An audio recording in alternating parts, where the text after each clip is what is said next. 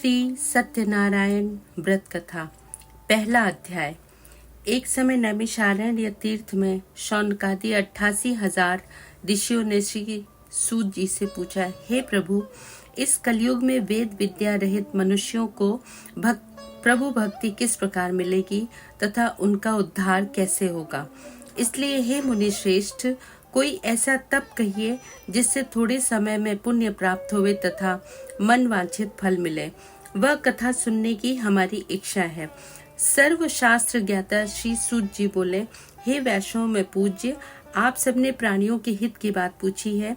अब मैं उस श्रेष्ठ व्रत को आप लोगों से कहूंगा जिस व्रत को नारद जी ने लक्ष्मी नारायण से पूछा था और लक्ष्मीपति ने मुनि श्रेष्ठ नारद से कहा था। सो ध्यान से सुनो। एक समय योगी राज नारद जी दूसरों के हित की इच्छा से अनेक लोकों में घूमते हुए मृत्यु लोक में आ पहुंचे।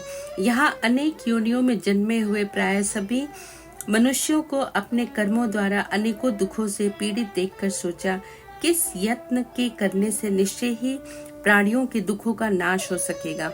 ऐसा मन में सोचकर विष्णु लोक को गए। वहां श्वेत वर्ण और 4 भुजाओं वाले देवों के ईश नारायण को देखकर, जिनके हाथों में शंख, चक्र, गदा और पद्म थे तथा वरमाला पहने हुए थे, स्तुति करने लगे। हे भगवान, आप अत्यंत शक्ति से संपन्न हैं। मन तथा वाणी भी आपको नहीं पा सकती। आपका आदि मध्य अंत नहीं है। निर्गुण स्वरूप सृष्टि के आदि भूति व भक्तों के दुखों को नष्ट करने वाले हो। आपको मेरा नमस्कार है। नारद जी ने इस प्रकार की स्तुति सुनकर विष्णु भगवान बोले, हे मुनि श्रेष्ठ, आपके मन में क्या है? आपका किस काम के लिए आगमन हुआ है? निसंकोच कहो। तब नारद मुनि बोले, मृत्यु लोक में सब मनुष्य जो अनेक योनियों में पैदा हुए हैं, अपने अपने कर्मों के द्वारा अनेक प्रकार के दुखों से दुखी हो रहे हैं। हे नाथ, मुझ पर दया रखते हो तो बतलाइए कि उन मनुष्यों के सब दुख थोड़े से ही प्रयत्न से कैसे दूर हो सकते हैं। श्री भगवान जी बोले, हे नारद, मनुष्यों की भलाई के लिए तुमने बहुत अच्छी बात पूछी है। जिस काम के करने से मनुष्य मोह से छूट जाता है, वह मैं कहता हूँ, सुनो। बहुत पुण्य देने वाला स्वर्ग तथा मृत्यु लोक दोनों में दुर्लभ एक उत्तम व्रत है। आज मैं प्रेमवश होकर तुमसे कहता हूँ, सत्यनारायण का यह व्रत अच्छी तरह विधि पूर्वक करके मनुष्य आयु पर्यंत यहाँ सुख भोग कर मरने पर मोक्ष को प्राप्त होता है। श्री भगवान के वचन सुनकर नारद मुनि बोले कि उस व्रत का फल क्या है, क्या विधान है और किसने यह व्रत किया है और किस दिन यह व्रत करना चाहिए, विस्तार से कहिए। भगवान बोले, दुख शोक आदि को दूर करने वाला, धन धान्य को बढ़ाने वाला, सौभाग्य तथा संतान को देने वाला, यह व्रत सब स्थानों पर विजयी करने वाला है।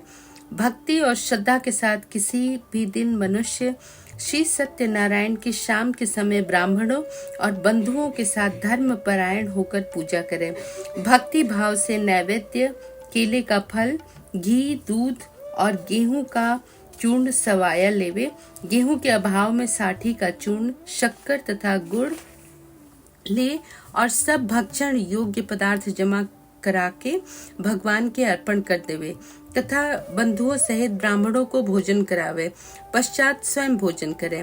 नृत्य गीत आदि का आचरण कर सत्यनारायण भगवान का स्मरण करता हुआ समय व्यतीत करे।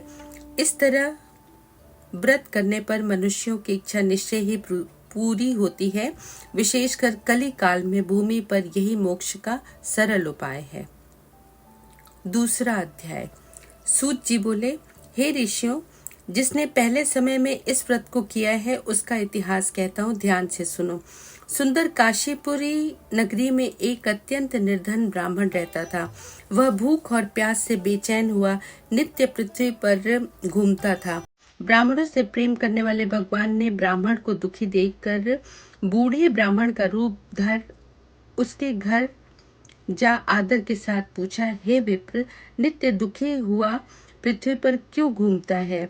हे श्रेष्ठ ब्राह्मण, यह सब मुझसे कहो, मैं सुनना चाहता हूँ। ब्राह्मण बोला, मैं निर्धन ब्राह्मण हूँ, भिक्षा के लिए पृथ्वी पर फिरता हूँ।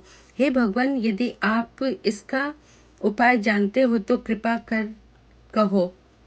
वृद्ध ब्राह्मण बोला कि सत्यनारायण भगवान मन वांछित फल देने वाले हैं, इसलिए हे ब्राह्मण तू उसका पूजन कर, जिसके करने से मनुष्य सब दुखों से मुक्त होता है। ब्राह्मण को व्रत का सारा विधान बतलाकर बूढ़े ब्राह्मण का रूप धारण करने वाले सत्यनारायण भगवान अंतर ध्यान हो गए। जिस व्रत को वृद्ध ब्राह्मण ने बतलाया है मैं उसको करूंगा, यह निश्चय करने पर उसे रात में नींद भी नहीं आई। वह सवेरे उठ सत्यनारायण के व्रत का निश्चय कर भिक्षा के लिए चला। उस दिन उसको भिक्षा में बहुत धन मिला, किंतु बंधु बांधवों के साथ उसने सत्यनारायण का व्रत किया। इसके करने से वह ब्राह्मण सब दुखों से छूटकर अनेक प्रकार की संपत्तियों से युक्त हुआ। उस समय से वह ब्राह्मण हर मास व्रत करने लगा। इस तरह सत्यनारायण भगवान के व्रत को जो करेगा वह सब पापों से छूटकर मोक्ष को प्राप्त होगा। आगे जो पृथ्वी पर सत्यनारायण का व्रत करेगा वह मनुष्य सब दुखों से छूट जाएगा। इस तरह नारद जी ने नारायण का कहा हुआ यह व्रत में तुमसे कहा। हे विप्रो, मैं अब और क्या कहूँ। ऋषि बोले, हे मुनीश्वर, संसार में इस ब्राह्मण से सुनकर किस किसने इस व्रत को किया वह हम सब सुनना चाहते हैं। इसके लिए हमारे मन में श्रद्धा है। सूत जी बोले, हे मुनियों, जिसने इस व्रत को किया है वह सब सुनो। एक समय ब्राह्मण धन और ऐश्वर्य के अनुसार बंधु बांधवों के साथ व्रत करने को तैयार हुआ। उसी समय एक लकड़ी बेचने वाला बूढ़ा आदमी आया और बाहर लकड़ियों को रखकर ब्राह्मण के मकान में गया। प्यास से दुखी लकड़हारा उनको व्रत करते देख ब्राह्मण को नमस्कार कर कहने लगा, आप यह क्या कर रहे हैं और इसके करने से क्या फल मिलता है, कृपा करके मुझसे कहो। ब्राह्मण ने कहा, सब मनोकामनाओं को पूरा करने वाला यह सत्यनारायण भगवान का व्रत है। इसकी ही कृपा से मेरे यहाँ धन धान्य आदि की वृद्धि हुई है। ब्राह्मण से इस व्रत के बारे में जानकर लकड़हारा बहुत प्रसन्न हुआ। चरणामृत ले प्रसाद खाने के बाद वह अपने घर को गया। लकड़हारे ने अपने मन में इस प्रकार का संकल्प किया कि आज ग्राम में लकड़ी बेचने से जो धन मिलेगा उसी से सत्यनारायण देव का उत्तम व्रत करूंगा। यह मन में विचार कर बूढ़ा आदमी लकड़ियां अपने सिर पर रखकर जिस नगर में धनवान लोग रहते हैं वह ऐसे सुंदर नगर में गया। उस रोज वहां पर उसे उन लकड़ियों का दाम पहले दिनों से चौगुना मिला। तब वह बूढ़ा लकड़हारा दाम ले अति प्रसन्न होकर पक्के केले की फली, शक्कर, घी, दुग्ध, दही और गेहूं का चूर्ण इत्यादि सत्यनारायण भगवान के व्रत की कुल सामग्रियों को लेकर अपने घर गया। फिर उसने अपने भाइयों को बुलाकर विधि के साथ भगवान जी का पूजन और व्रत किया। इस व्रत के प्रभाव से वह बूढ़ा लकड़हारा धन, पुत्र आदि से युक्त हुआ और संसार के समस्त सुख भोग कर वैकुंठ को चला गया। तीसरा अध्याय। सूत जी बोले, हे श्रेष्ठ मुनियों, अब आगे की कथा कहता हूँ, सुनो। पहले समय में उल्कामुख नाम का एक बुद्धिमान राजा था। वह सत्यवक्ता और जितेंद्रिय था। प्रतिदिन देव स्थानों पर जाता तथा गरीबों को धन देकर उनके कष्ट दूर करता था। उसकी पत्नी कमल के समान मुख वाली और सती साध्वी थी। भद्रशिला नदी के तट पर उन दोनों ने श्री सत्यनारायण का व्रत किया। उस समय में वहां एक साधु वैश्य आया। उसके पास व्यापार के लिए बहुत सा धन था।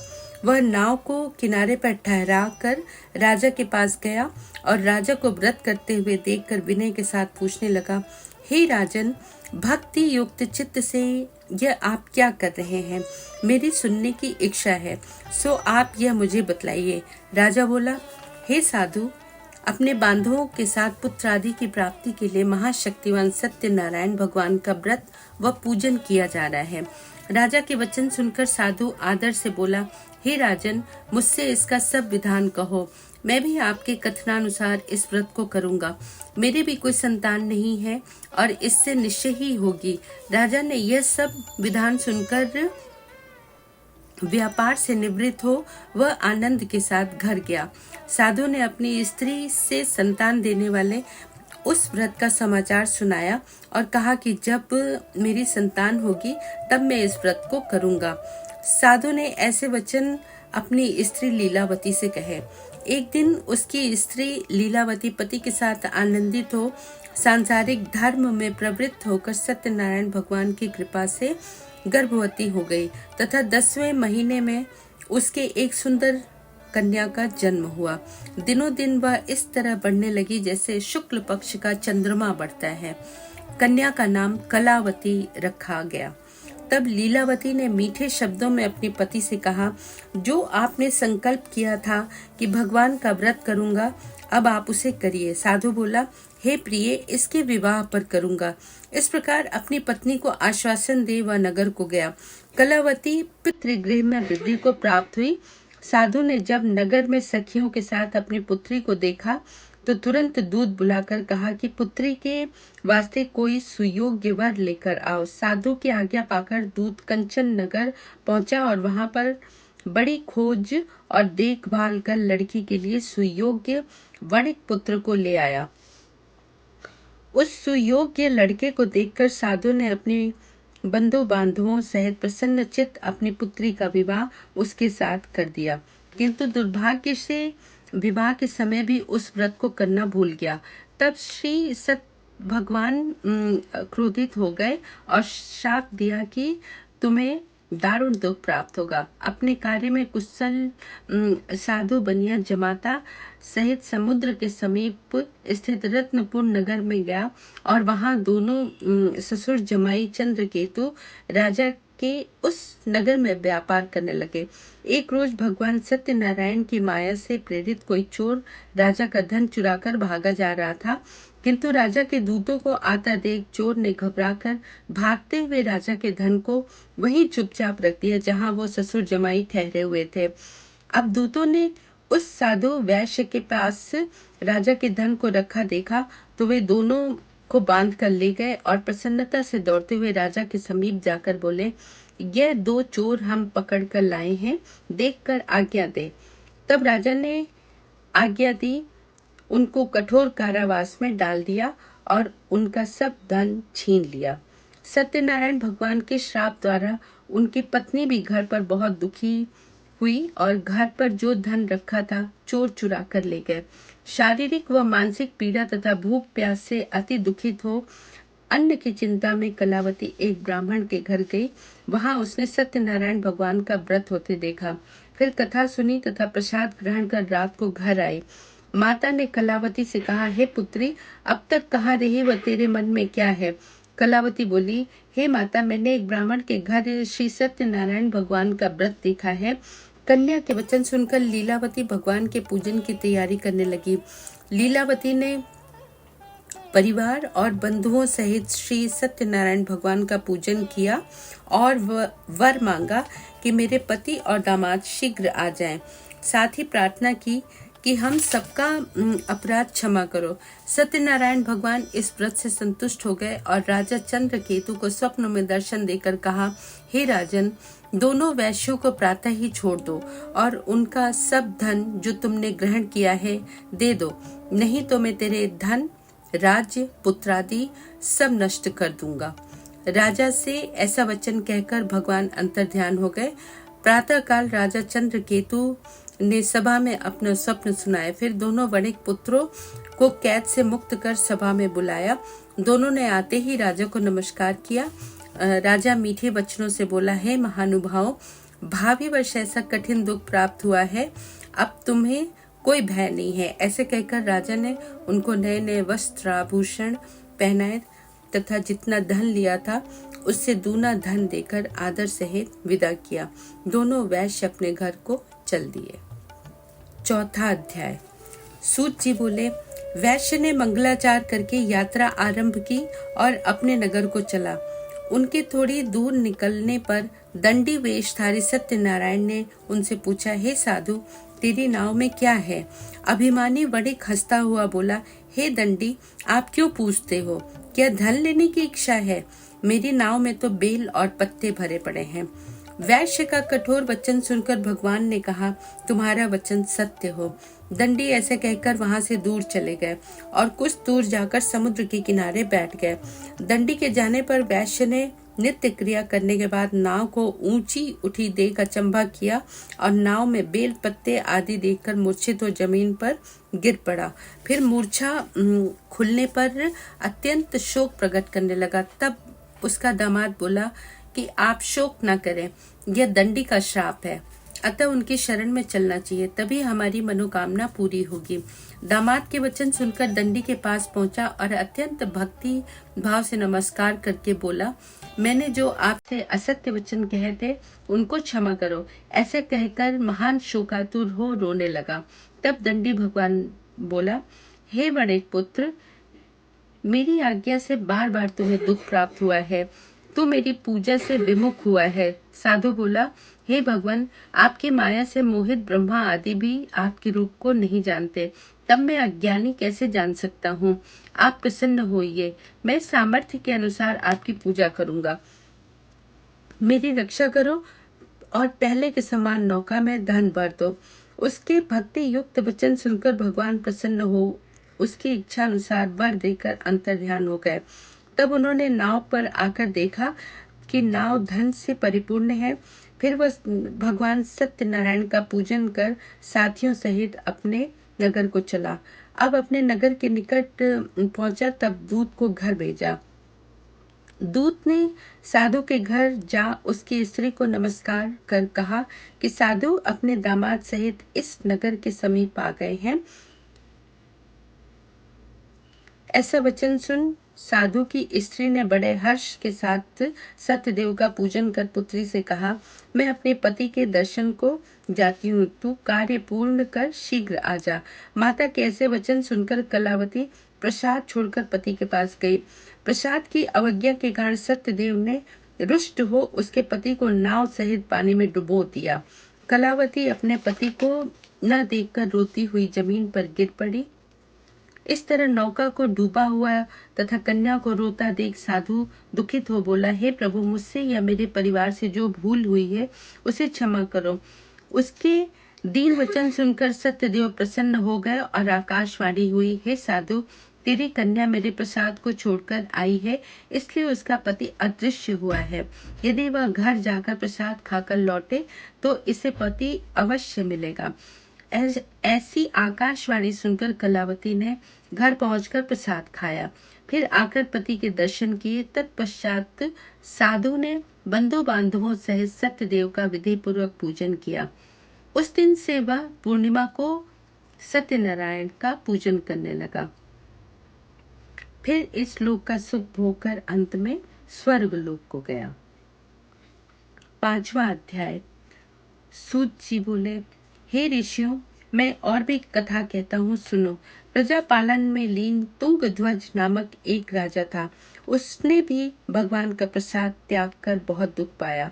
एक समय वन में जाकर वन्य पशुओं को मारकर बड़ के पेड़ के नीचे आया। वहां उसने ग्वालों को भक्ति भाव से बांधवों से सत्यनारायण जी का पूजन करते देखा।